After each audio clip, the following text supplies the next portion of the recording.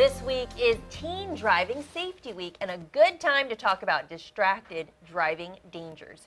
Here now with more is attorney Chris Jacobs from Kalfas and Nachman. Thank you for joining us, Chris. Now, when we talk about distracted driving, what does that include? Well, distracted driving can have a lot of different factors in it. It could be unwrapping a sandwich and eating something, taking a drink, looking down at your cup holder, or looking at your phone, or at your dashboard, or the other infotainment within the new cars that you see today. Right. I know. I think when we hear the term distracted driving, we're always automatically going to think about cell phones, texting, talking on the phone while driving.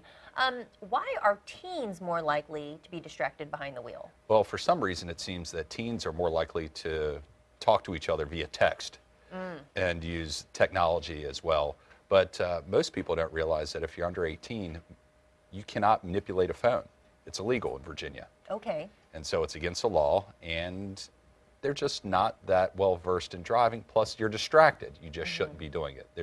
To me, there's no difference in looking at the numbers of your phone, trying to figure out a number, or going through a phone book, or sending a message, I'll be there in 5. Right. So there's a special set of rules for teen drivers under 18 versus the other handheld laws and provisions for adults. There is, and also there are other distractions, such as people within your car, and there are laws of that nature too. For folks under 18, you're not supposed to have more than a certain amount of people in your car who are under 21. Okay. And so there's some nuances to the law, and those are distractions where you have 4 people talking, 2 behind you, 1 next to you. You're not keeping your eyes on the road a lot Yeah, of so the times. teens definitely need to be aware, and parents need to be aware of some of the differences there for their teen drivers. What are the most important safe driving lessons that teens need to have and be aware of? Well, there's about 5 of them. Number 1 is obviously don't drink and drive.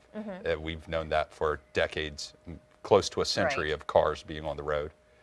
Also, you're talking about distracted driving where eating in your car, slow down. There's no need to speed. 70 miles an hour versus 55 miles an hour only gets you there.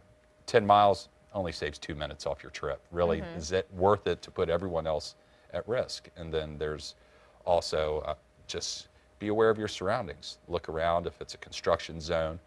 Be cognizant of the road. So what's the number one thing you would tell teens or parents of teens that are drivers? What's the number one piece of advice you can give them when we're talking about safe ways to be on the road? Lead by example. Don't drive. Don't sit there in the driver's seat with your teen next to you, manipulating your phone, talking on your phone, conducting business.